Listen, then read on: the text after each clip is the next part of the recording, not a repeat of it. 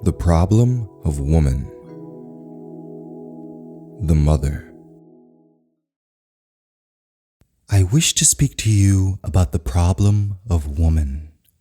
A problem as old as mankind in appearance, but infinitely older in origin. For if we want to find the law that governs and solves it, we must go back to the origin of the universe, even beyond the creation. Some of the most ancient traditions, perhaps even the most ancient, ascribed the cause of the creation of the universe to the will of a supreme absolute to manifest by his own self-objectification. And the first act of this objectification was said to be the emanation of the creative consciousness. Now, these ancient traditions usually speak of the absolute in the masculine gender and of the consciousness in the feminine, thus making this primordial gesture the origin of the differentiation between man and woman, and at the same time giving a kind of priority to the masculine over the feminine. In fact, although they are one, identical and coexistent before the manifestation, the masculine took the original decision and emanated the feminine to carry it out, which amounts to saying that while there is no creation without the feminine, neither is there any feminine manifestation without the previous decision of the masculine. We could certainly ask whether this explanation is not a little too human, but to tell the truth, all the explanations that men can give must always necessarily be human, at least in their formulation. For in the spiritual ascent towards the unknowable and unthinkable, certain exceptional individuals have been able to transcend human nature and identify themselves with the object of their seeking in a sublime and, in a way, unformulable experience. But as soon as they sought to share the benefit of their discovery with others, they had to formulate it.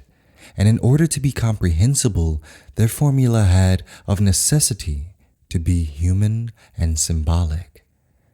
We could also ask whether these experiences and their disclosure are responsible for the sense of superiority which man nearly always feels towards woman, or whether, on the contrary, it is this widespread sense of superiority that is responsible for the form given to the experiences. In any case, the indisputable fact remains. Man feels superior and wants to dominate. Woman feels oppressed and revolts, openly or secretly. And the eternal quarrel between the sexes is perpetuated from age to age, identical in essence, innumerable in its forms and hues. Of course, man throws the whole blame on woman, just as woman throws the entire blame on man.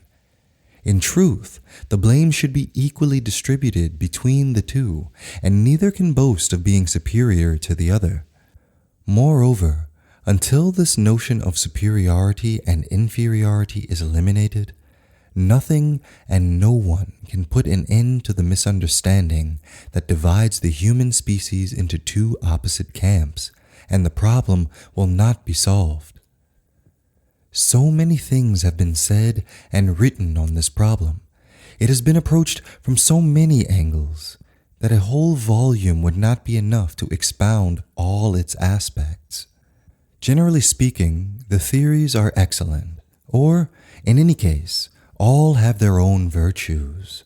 But the practice has proved less successful, and I do not know whether, from the point of view of realization, we have made any headway since the Stone Age.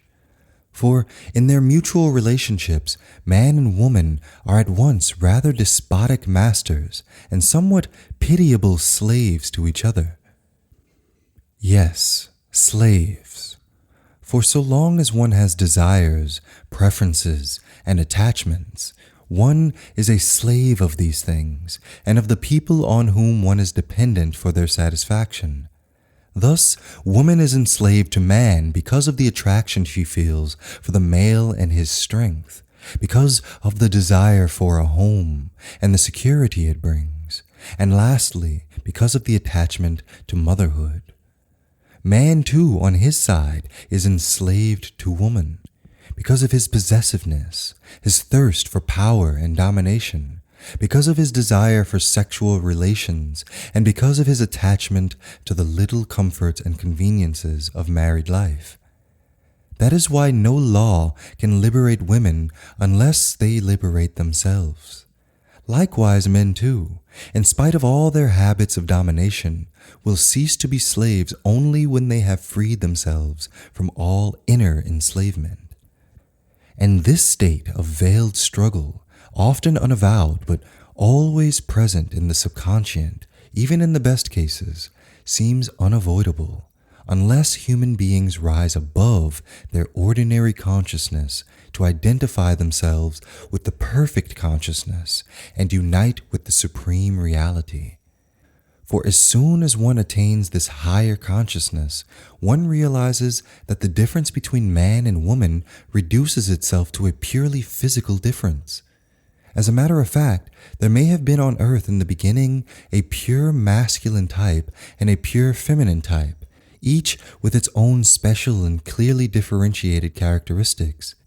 But in course of time, the inevitable mixture, heredity, all the sons that look like their mothers, all the daughters that look like their fathers, social progress, similar occupations, all this has made it impossible today to discover one of these pure types. All men are feminine in many respects, and all women are masculine in many traits, especially in modern societies. But unfortunately, because of the physical appearance, the habit of quarreling is perpetuated, perhaps even aggravated by a spirit of rivalry. In their best moments, both man and woman can forget their difference of sex, but it reappears at the slightest provocation. The woman feels she is a woman, the man knows he is a man, and the quarrel is revived indefinitely in one form or another, open or veiled, and perhaps all the more bitter the less it is admitted. And one wonders whether it will not be so until there are no longer any men or women, but living souls expressing their identical origin in sexless bodies. For one dreams of a world in which all these oppositions will at last disappear, and where a being will be able to live and prosper, who will be the harmonious synthesis of all that is best in the human race, uniting conception and execution, vision and creation in one single consciousness and action. Until such a happy and radical solution is reached, India remains, on this point as on many others, the land of violent and conflicting contrasts, which can nevertheless be resolved by a very wide and comprehensive synthesis.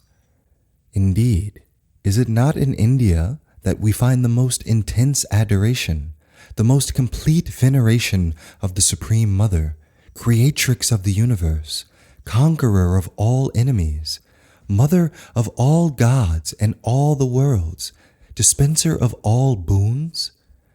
And is it not in India too that we find the most radical condemnation, the uttermost contempt for the feminine principle, Prakriti, Maya, corrupting illusion, cause of every fall and every misery, nature that deceives and defiles and lures away from the divine?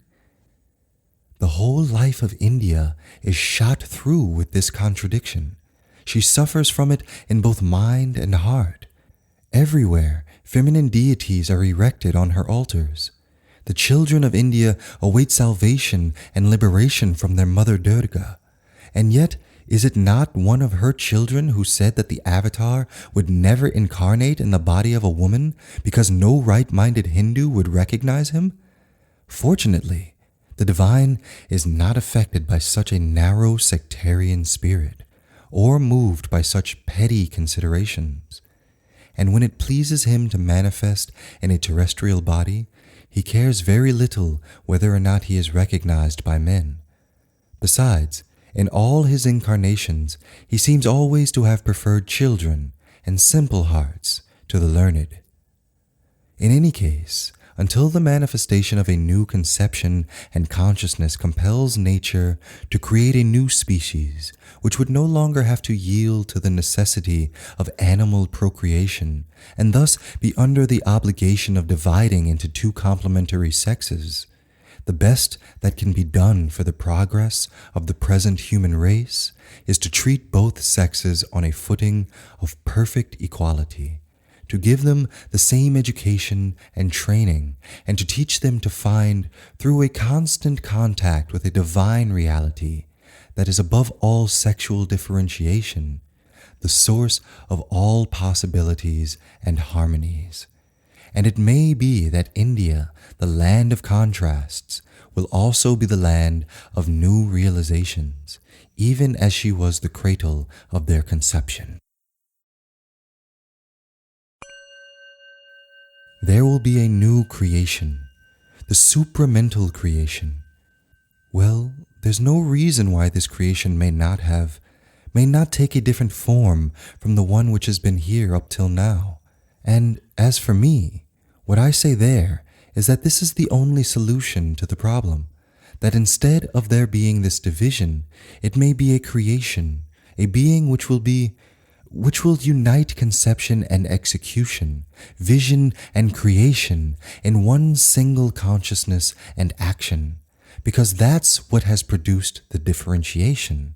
The fact that there was the conception and then the execution of this conception, the vision of what had to be, and the creation of this vision, that is, the objective realization of this vision.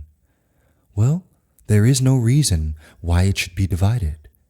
The two things can be done by the same being, and therefore there should be only one single being.